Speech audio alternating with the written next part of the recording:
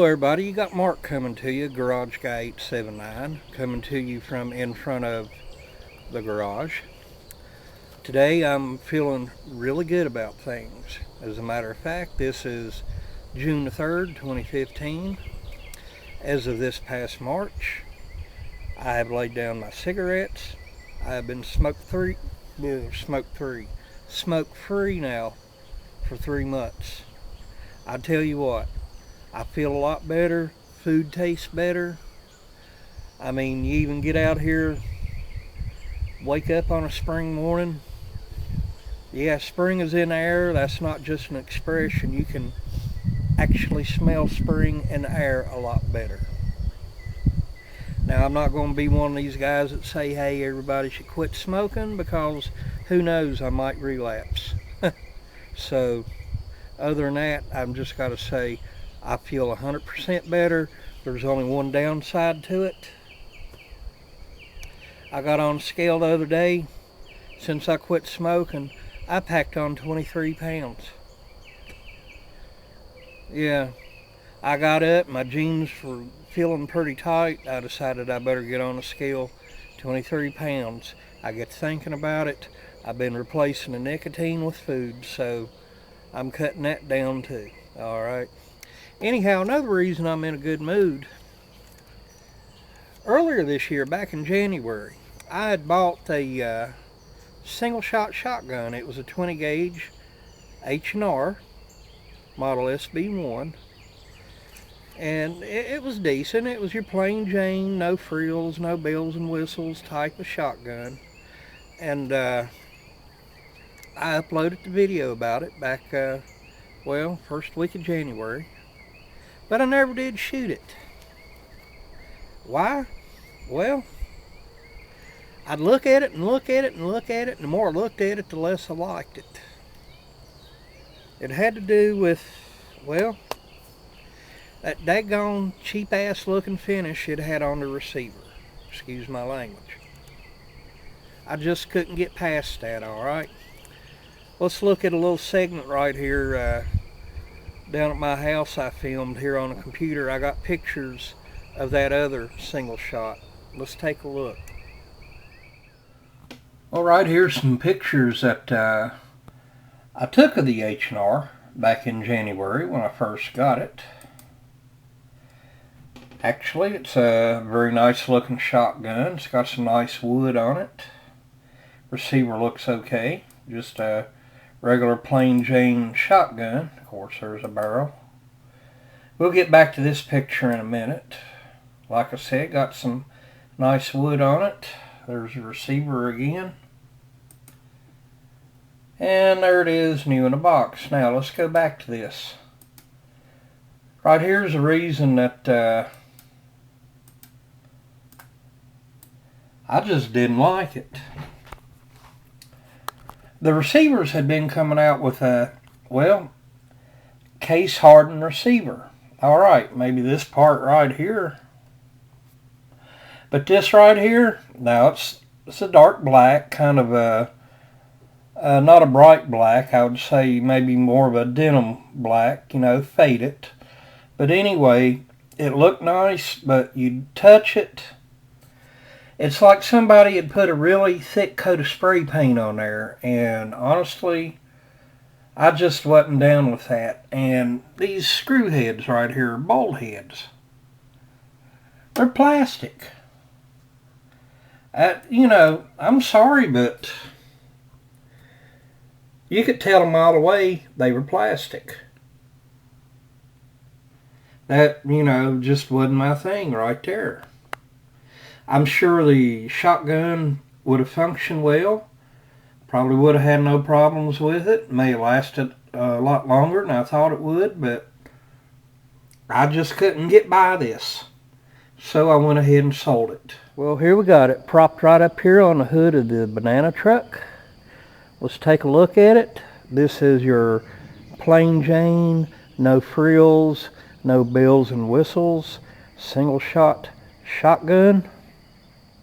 The barrel on it is 25 1/2 inches, of course advertised for 26. You got a case hardened receiver on it. It's got some nice wood on it as far as the shoulder stock and the fore-end stock hair, and it's got a little ding here and there, but for a used single shot, it's in pretty good condition. I can't do any complaining about it whatsoever. Let's look here on the top of it. It says partner, model SB1, 20 gauge, 3-inch MOD, which means modified choke. And right here on the side, New England Firearms, manufactured in Gardner, Massachusetts, patent number yada yada yada, and serial number yada yada yada. The last two are 98, which is, if my information is correct, means this was manufactured in 2002. I could be wrong. If anybody out there in YouTube land has any info about it, please let me know. I know firearms made last century, if they ended in 11, the serial number, then they were manufactured in 1989. This one here, the last two numbers, 98, I'm thinking 2002. On the other side here, there is no engraving or anything. What do you say we go ahead and compare this to the one I had before? This right here, about the only difference that I know of is the finish on the receiver. This is case hardened. The other, I just call it thick spray paint. Some people might want to call that parkerized. I don't think that's the case, but then again, I could be wrong. Now on that other one, the breakdown lever had a lot of wiggle and play in it. This one here doesn't seem to be as bad. I break it down, nothing, it's pretty solid. There's a wiggle again. Still got a little bit of wiggle in it. That's all right. The length of pull on here, hell, I don't know. Won't we, well, I already know this is 25.5-inch barrel. And I don't think this is 14. As a matter of fact, this feels more like a youth model. Tell you what, I got the old tape measure right here.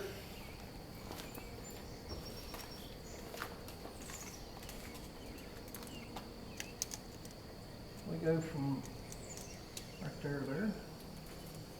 Well, from the end of the shoulder stock to the trigger, it's 14.25 inches. Don't know why, but it feels shorter, but it feels pretty good. Now, as we can get a better look at the receiver right here, the trigger guard right here, it's plastic, so is the trigger itself. I'd really like to switch that out to something aluminum or steel. But you can see the wavy lines here, case hardened receiver. I really like that, but these heads right here, well, they're plastic. I wish there was something I could do about that too. If anybody out there has any knowledge about that, if they can be replaced with steel or aluminum, please let me know. You know, one more thing about this case hardened receiver right here. It just looks better. I'm not talking because of the wavy lines. It just looks like it's a better made shotgun. Like you saw on the other one I had a few months back, it just looked cheap. This looks more like a solid shotgun. This looks like it would last a heck of a lot longer than that other one would. I guess only time will tell. Okay, earlier today, I took the little 20 gauge H&R down at my little shooting area down the road here. And I fired 60 malfunction-free rounds through it. Through a single shot shotgun, that is to be expected. No problems whatsoever.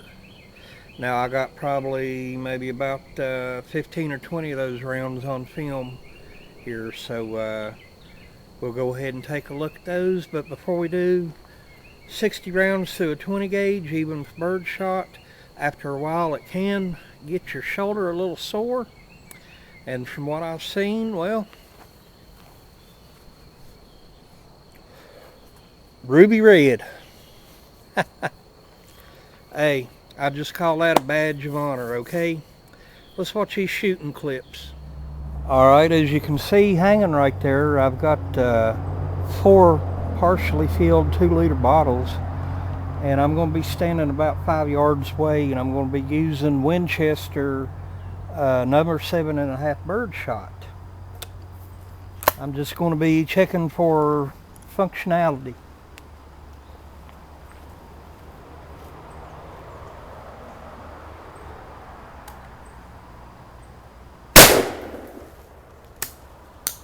It's nice and wet.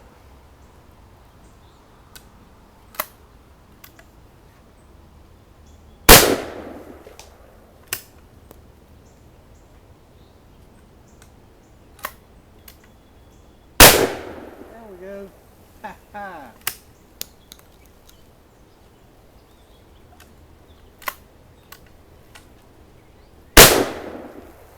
Woo!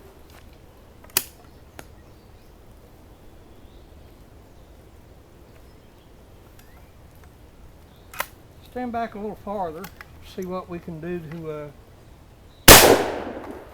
yeah.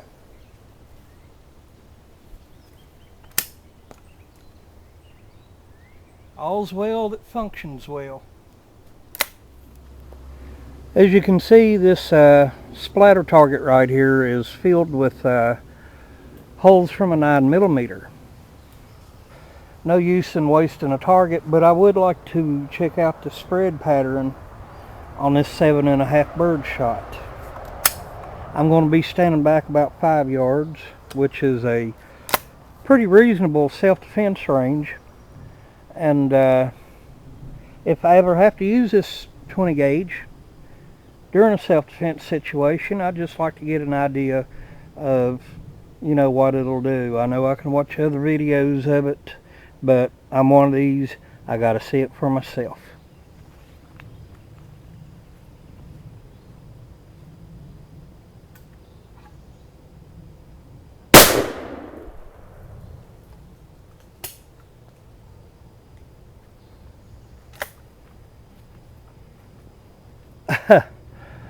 Yeah.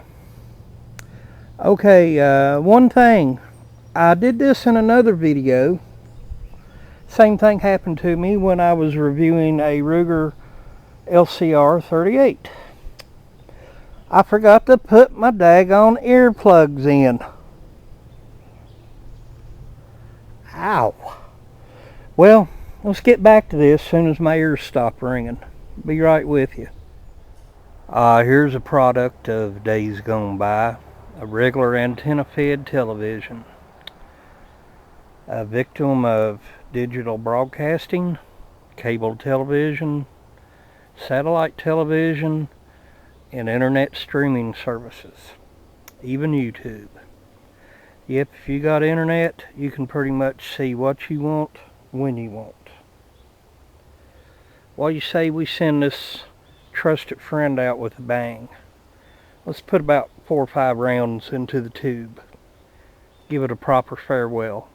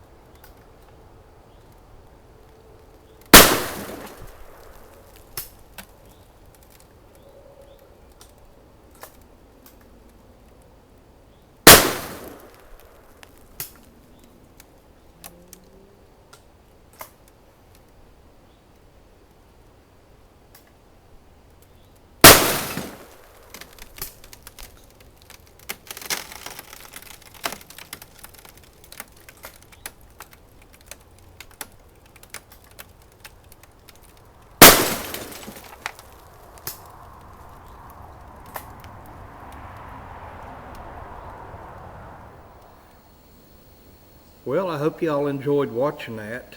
And believe me, I had a blast doing that. Pardon the pun. I mean, it was just a lot of fun. 20 gauge is not overpowering, but you saw my shoulder there a few minutes ago. Can get to you after so many rounds, but still yet, 20 gauge is a good gauge. It's my favorite gauge when it comes to shotguns. I don't need a 12. That's what, more pellets? No big deal. These things right here, I can't think of any firearms that's any simpler made, okay? Maybe a cannon. You know, the only thing that turns on a cannon, what? The barrel goes up and down like that? Or the wheels that it's set on roll to take it from place to place? What do? You put your cannonball in, then you pack in the powder, light the fuse, boom. That's really no moving parts. How many moving parts are on a single shot? You trigger, you hammer, you break down the lever. Of course, you got trigger spring, I imagine, hammer spring. You know, you might have 3 moving parts tops. I don't know the anatomy of a single shot, but it's simple, and that's the way it needs to be. I mean, this here used $129, and I think it's worth it. No, I could have got it cheaper probably, but it was there. I saw it. I wanted it. I got it. Into that discussion. You can go out and throw down $1,000, maybe $2,000 on a Benelli Supernova, one of those fancy Beretta shotguns. You know, there's all kinds out there, and if you can afford that, good for you. What's the difference? Well, some may operate by pump action, where you get from ejecting one shell and chamber the next, more capacity. But every time you pull the trigger on one of those $2,000 shotguns, you're going to have the same end result as if it was a $129 single shot shotgun. You know, take it from me. It's not being cheap, and it's really not being thrifty. It's a matter of going with what works. Okay, I like this thing. I really enjoyed it. It's a keeper. Wish I could put some strings on it. Maybe I'd pick a tune. Oh boy. Well, listen, this is Mark, Garage Gauge 79. I hope you enjoyed the video. But if you come across any of those brand new H&Rs with that thick looking paint on the receiver, if anybody buys one and gives it a try, please video it, put it here on YouTube, and let us know your thoughts and opinions on it. Let's see how it performs. I'm sure it works as well as this one, but myself, I think you'll agree with me. You know, the case hardened just looks a lot better, okay? Well, I run out of things to say. When you go shooting, be safe.